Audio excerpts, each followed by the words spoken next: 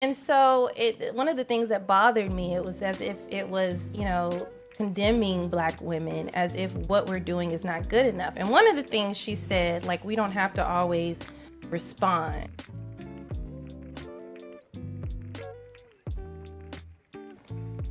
Welcome to another episode of the RKY Show. It has been, what does it say, 2 years? Almost 2 years.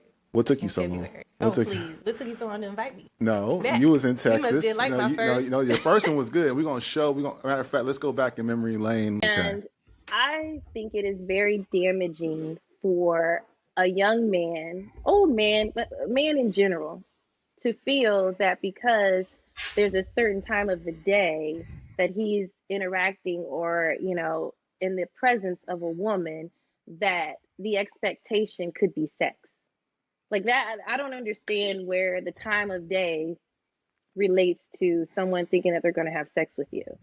And so this a lot has changed since then. Yeah. You are now back in Atlanta. I am. I'm about 2 months in, back in the A.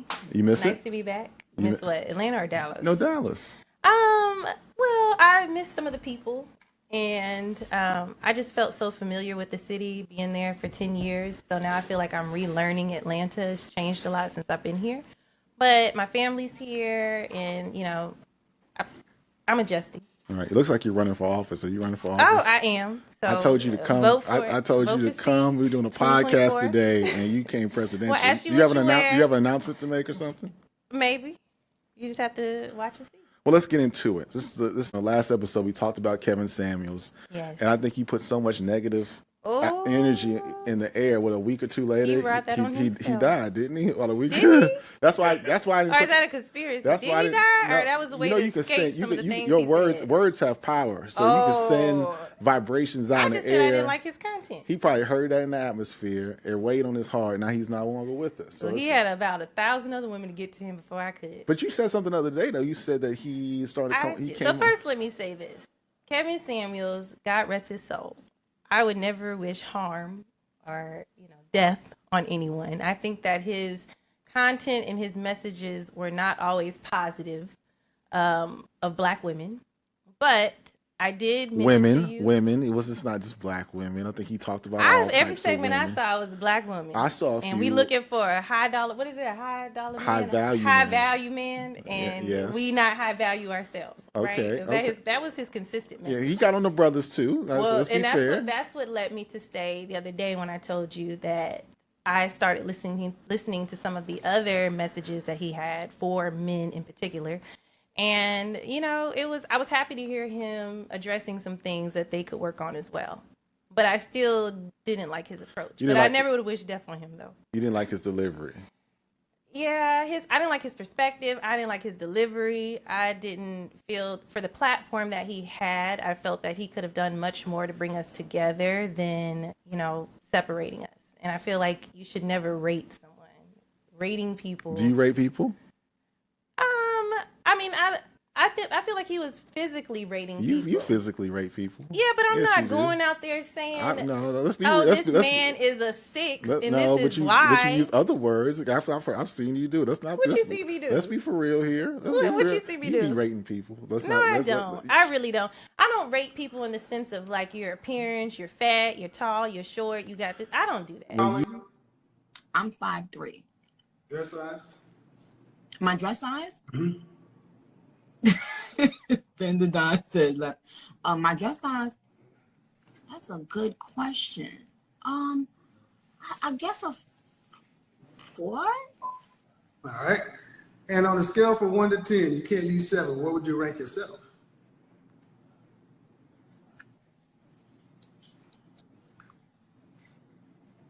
Fresh right out of the shower, just you. Yeah. That's how I always ask the question.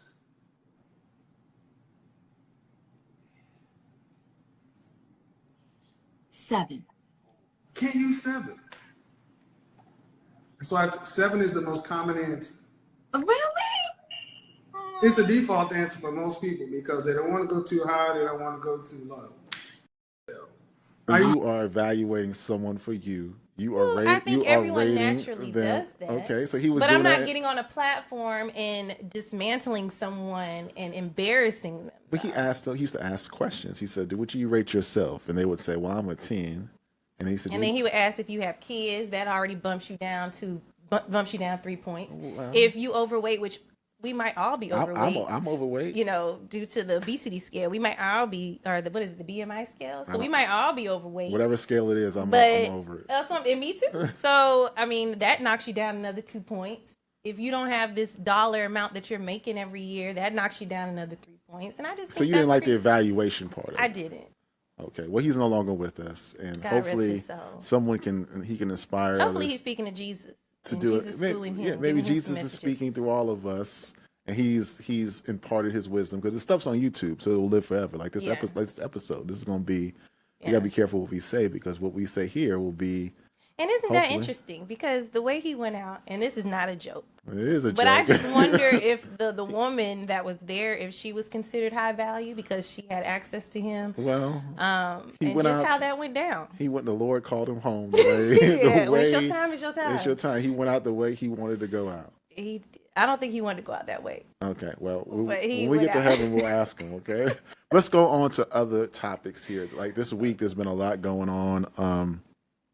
Seems like celebrity relationships have been kind of frazzled lately. I know this is maybe old news, but Will and Jada has been circulating for the last 2 weeks. I mean, they've actually been circulating for the last 2 years. It started with the Red Table Talk, and then there was rumors about their life, and it's just been a wild situation. Last week, she went on a book tour, a media tour. She was on the Today Show. I think she was on some other programs, some podcasts, and she wrote a book called Worthy, and she kind of revealed that they had been, separated for a few years, I think since 2016 to 2017. She also revealed that Chris Rock hollered at her during one of the summers. I don't know if that I don't know if that was before the slap or after the slap. They but say it was before, and that's why we're popular. Okay. Well, so what? I got a lot of thoughts on this. So, what do you think about the Will and Jada dynamic? Everyone has an opinion on it, but what's your perspective on it?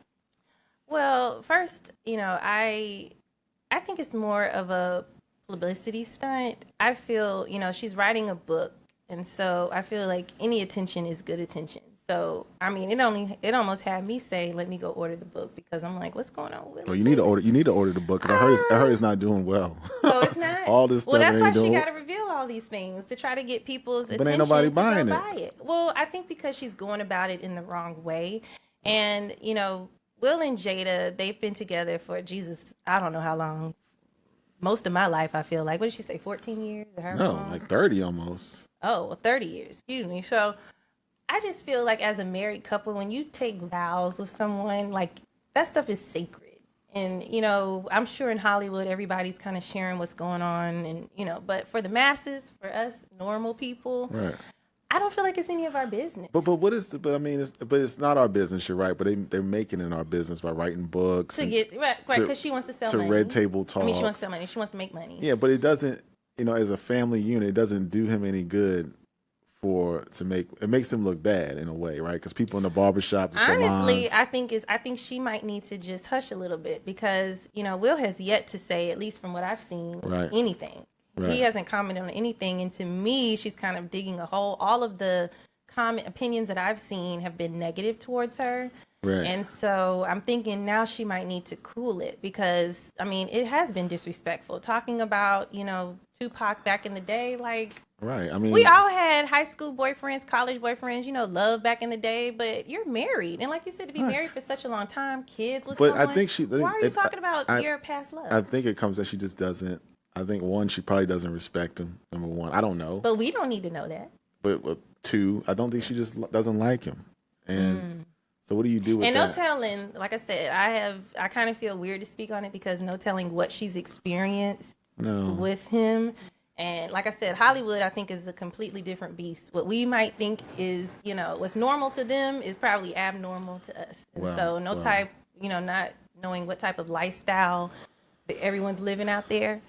So I believe there's probably a reason why she has this disrespect or just this feeling towards him. But then again, this is the father of your kids. And so So you shouldn't write a above book. anything else, I feel like just the respect level of this is my son and daughter's father, and they'll look back on this and see what I'm commenting about, and that can't make a child feel good to hear, negative things on each part. So she shouldn't be posting videos of her and Pac dancing at 15, 16 years old. I mean, for what? Is he coming back for her? Right. Is she going to go see him? Like, I don't understand. Like, I mean, God rest his soul as well, but Tupac has passed on. And so, I mean, there's what purpose of acknowledging your past relationship with him or their feelings for him? I mean what is that going to do? It's very strange because a couple of years ago... they say Tupac ain't dead. Well, Tupac is dead. I hate to say, they just arrested somebody for They said Tupac ain't dead. So where is he? Maybe, if he's not dead, I don't know where he could be. So they need to get back together. If he's not dead, then they can reunite on the earthly realm or something, right? Or any realm. But what do you do if you were Will? If this is about years ago, if your daughter wrote a letter to a dead ex-boyfriend saying she wishes that, hey, what would you do? If put yourself in that position, right? Say you get married and your future children writes a letter to an ex-girlfriend saying, I wish you would come back so daddy could be happy. Well, how would you react? I would be pissed I mean, I can't even, I'm like, why would you do this shit? But to their kids, I mean, even though there's no excuse. Well, I tell you what I would do. I do give excuses to kids, and kids to me, because I'm even, in my mid 30s now, and I refer to people in their 20s, mid. I refer to kids as 20, anything in the 20s and younger. And so, just because I've grown so much in my 30s, just mentally, and so, I don't really hold the daughter, I don't feel bad about what she did. I do think it's odd though, because that lets me know, like, is your mother talking to you as a girlfriend? Like, I don't know any of my mom's ex-boyfriends. I don't want to know. She with my daddy, and that's the only man that I've known she's been with, and that's the only person that I cared to hear about. So why am I knowing so much about your previous relationship before my father, and then enough where I can write a letter or comment? It's just disrespect. It's odd. It's disrespectful. It's fundamentally disrespectful. It's disrespectful. It's disrespectful. Well, you asked me my opinion. It's disrespectfully odd. Well, let's move on to something else. I mean, because there's other things we can't really confirm or deny if this is true, but there are reports circulating that D Wade and Gabrielle Union might be on the outs. And that was news to me. I don't know nothing about that. Last I seen, she had a segment, and they went to Africa, and they were, bringing up their kings and queens. But, they say, I don't have the study in front of me, but they say the more that you post about your relationship on social media, the less secure your relationship is. I do believe that. And that's why I was saying earlier, even with Will and Jada, that privacy and just, a marriage is sacred. And so I don't need to know everything. That's not my business. You know, whatever, my fiance tells me all the time, what works for other people is their business. That's the news. Breaking news. It's been so long since we did our last show. Sienna is now is a fiance. She's engaged. Yes. So tell me about how. Well, we'll talk about that in the next episode. That's preview. If our 10 subscribers, next episode, tune into the engagement story. And then I'll give you my approval rating of the future brother-in-law. I'll hold it in the middle for right now. But anyway, so D Wade and Gabrielle, they've always been kind of like in the public, but it's weird. But they're saying now that there's no posts, the rings are not being seen. There's out and about, but that's their business, right? But I just think people need to keep their business, their business. And who are these people that care so much? Like, I mean, everyday relationships. I mean, I can't tell you how many times I've been pissed with my fiance and I'm not with him that day. If somebody was how many times? If somebody was to come talk to me, maybe today I'm not with him because I'm pissed. Well, that's not. Wait a minute. I'm now. just playing. You ain't but playing. No, I mean just mentally that I'm just doing my own thing. I mean, I feel like we hold celebrities to such a high regard that we forget that they're human. Right. And so if they're having differences right now, and she doesn't want to wear her ring or he does. So what? That's their thing to work out and figure out. Why do I need to comment on it when I experience the same type of things? Well, you know why we're commenting on it now? Why? Because we're trying to get 10 subscribers. Oh, okay. All right. Well, I'm just saying, I feel that a lot of people are obsessed with celebrities, and I get it. You know, you like them, you feel like you connect with them, but also like don't forget the piece that they're human, and relationships are hard. They're Right. like Tell me about it. I got my own. I got my own. I got my own saying. problem. I was supposed to be here last night setting up, but I had to spend some time with your As you sister. should. Well, but she woke. I did all that, and she still got an attitude. We'll talk about that. Okay, what's it? I'm talking about. But let's talk about something else. I sent you something last night about a woman who wrote a book called the Understanding, the Black Man's Guide to Understanding the Black Woman, and also the Black Woman's Guide to Understanding the Black Man. She used to be on the talk show circuit back in the 90s. She was on Geraldo, Donahue, Montel Williams.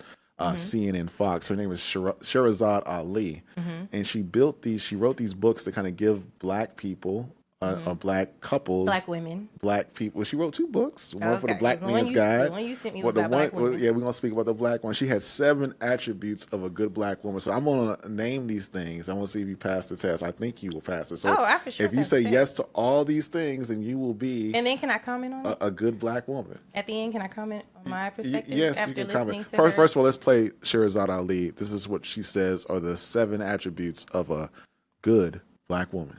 So what I'm going to go over real brief right now is what the attributes are of the good Black woman. Since she's not on television, we may not recognize her. Okay.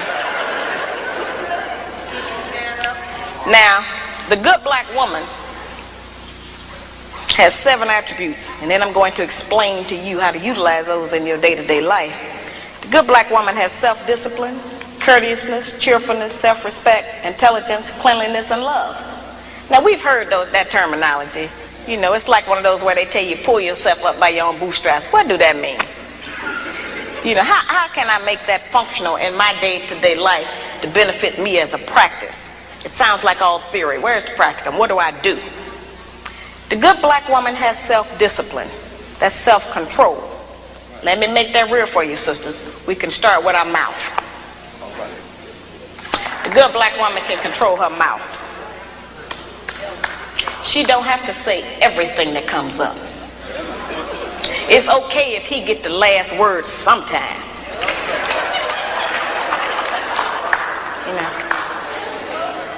She don't cuss in public.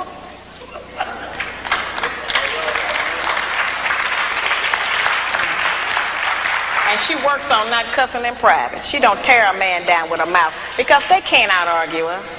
Can't nobody out-argue us. I have charged that we nag our men too much. We keep our men's head tied up so much with our petty grievances about our personal relationship that he don't have time to think and plan for our future. Because he got to deal with what's going to happen with us every day. It's real odd. When the Black man come home, he almost have to do a wind test or stick his toe in the door. He don't know what's waiting. He don't know who in there today. He know it's a possibility that there's some kind of new monster that he didn't even know about yesterday. So, we need to not make it like that. We need to not be so vicious with our mouth. Men are not petty like that. They're not going to out-argue us. And it has been proven that verbal abuse is just as harmful as physical abuse. So let's not use our mouth to do that to him. The good Black woman is courteous. She says, thank you, baby. I appreciate you doing that. I appreciate every effort you make. Try harder. I'm going to work with you. Thank you. I know you did your best. Now that's a whole new language.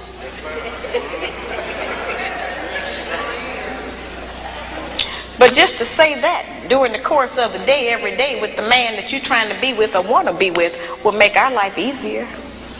We can't get it if we don't give it. We keep wanting them to give us and do something for us that we refuse to do and give to them. It don't work like that.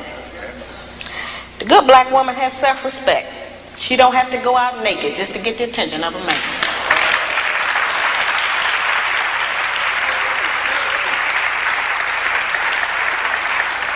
I have sisters all over the country, and they come up to me after the lectures, and they'll be talking to me, and they'll say, well, you know, all he think about is sex. All he think about is my body. I say, why don't you show him something else? And then here's the really good one. They'll come up and they'll have on a weave. They have on false eyelashes, another whole face, false fingernails, and all of that. And then they'll say, but I'm looking for a real man.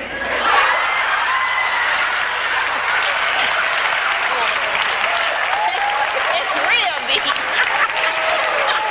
I say, why? What do you want a real man for? The good black woman can pull a dress down without thinking that it devalues her. She doesn't have to use her body because she has so many other good attributes about herself to get the attention of a man. We can take the sisters in a position to take all of the charge and sexual energy out of the black community by just dressing differently. We have the power and control over that. That don't stop you from being beautiful. That don't stop you from getting a man. And it certainly puts things on the right perspective so some other judgments can be made other than physical. It don't take no knowledge, wisdom, and understanding to have a sexual reaction. That's the most base. We spend less time doing that than anything else we do.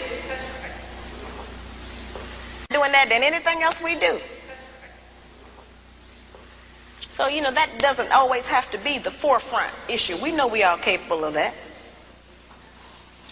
The good black woman has intelligence, meaning that she knows how to behave properly in the streets. She's not in the wrong place. Some of our women don't know what else to do other than go to the bar. They need some activities. Some of our women thinking that staying home on the weekend is some kind of sin.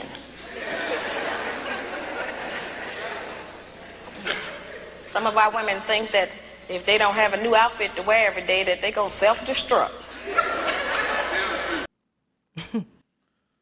All right. So, the first one, and you're probably going to say yes to all these. Oh, I hope so. Well, I would like you to keep me honest now. Do you have self-discipline? At times.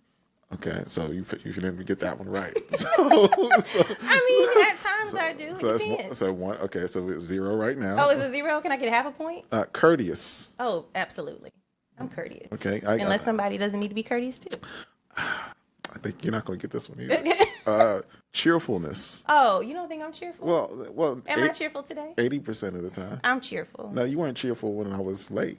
But anyway. When was you late? Setting stuff up, you know. Never mind. Okay. I'm cheerful. Okay, I'll give you this one. You have self-respect. Oh, for sure. Yes. Yes. Intelligence, I give you that one. For sure.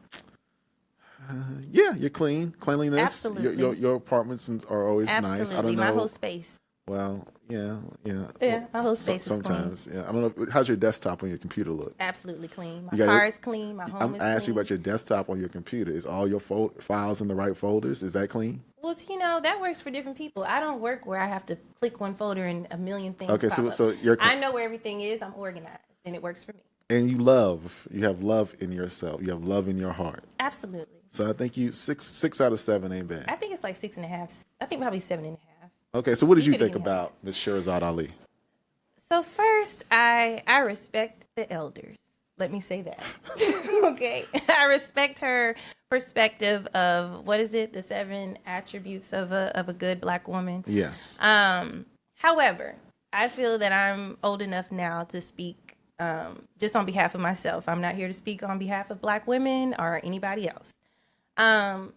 A lot of things I did identify with and I thought they were good. But what I struggle with is I feel like there's always someone telling black women how we should be, how we shouldn't be, what we need to do, what we need to stop doing. Right. Now, fortunately, I think a lot of black women, we have role models. Nothing that she said in that segment was anything different than my mother, my grandmother, my older sisters taught me growing up.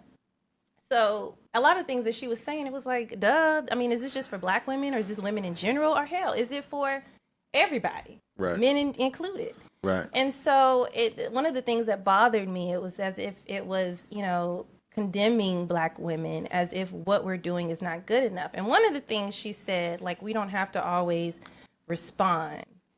And I I didn't like that piece because I feel that everybody has the right to respond to something. Well, yes. So it's not just because I'm a woman or a black woman that I have to, suit up, and because, to meet this standard that I can't speak my opinion or how I feel because it's not considered acceptable to other people. So I didn't like that because I don't hear us telling men, hey, you don't have to always speak your truth or say what you want to say. And I don't hear us telling other women of other races that. And so as black women, we should have the right to comfortably express ourselves. And I'm not saying we need to curse everybody out and fight everybody. Right. But if I have an opinion on something, I have a mouth. God gave me a mouth just like a black man. I should be able to speak my truth. Right. So that was kind of bothersome. And then she said something about a man having multiple, our makeup is different, where men can have different, a home here, a home there. She wasn't supporting infidelity or, that of nature, but it kind of was to me. Like, that's not acceptable for a man to have kids over here, house over there, house over there. Yes. Like, that's just not acceptable for anyone. And I feel like we give men a lot of excuses or just grace. But when it comes to women, it's like, and honestly, I feel like, it's just worry about yourself. Self-improvement is what's most important. Right. I work on myself. You work on yourself. I don't need you to tell me how to work on myself. Right. I don't need to tell you how to work on yourself. Right. And so, like I said, I respect her opinion. And a lot of things I did feel was common knowledge and just what black women we are taught growing up, but I'm ready to hear what's the 7 attributes of a good black man, or a man for that, in general. Well, according to on the next show we can probably I'll provide mine, right? Or one. No, I want to hear Shahrazad. She probably has some. We ain't. Okay, I want you to send me. That's not the topic of that. And what she said was that we have analyzed and dissected the black man forever. Who? It said it happens in universities. Who? We got to bring the. We got to, because I don't hear it. So she said she wanted to make a book where it analyzes the black woman. She said we don't have. We got enough of that. We don't. She said at that time. We got plenty. Where? What? Who? Plenty. I can Google right now. I can go on Instagram right now, and it's every man in the world telling me how to be a woman. And I can read books, Steve Harvey, How to Be a Woman, Think Like a Man. Everybody telling me how to be. Well, there's a whole bunch of stuff. There's a whole bunch of stuff about men. Well, I would love to hear. Well, on the next show. I would love to hear. She caught me off guard. Yeah, let's hear that one because I would love to hear. I don't think there's nothing wrong with the sister said. I think it's okay. There's nothing wrong with it. I just she's like Dr. Phil, Dr. Laura. I just think sometimes people have it hurts when you hear somebody say something that's close to us, right? Well, because we listen to Dr. Laura, we listen to Dr. Phil. I don't even know who Dr. Laura is. She's like this little radio host that talks about relationships and things like that. But I think we need to have her on the show. Maybe she can talk to you. I want to hear her talk to me. Maybe she can talk to you. I'm doing my own self-assessment and self-discovery and sometimes you need the wisdom of the elders to speak to us. I don't need anybody telling me how to be a black woman.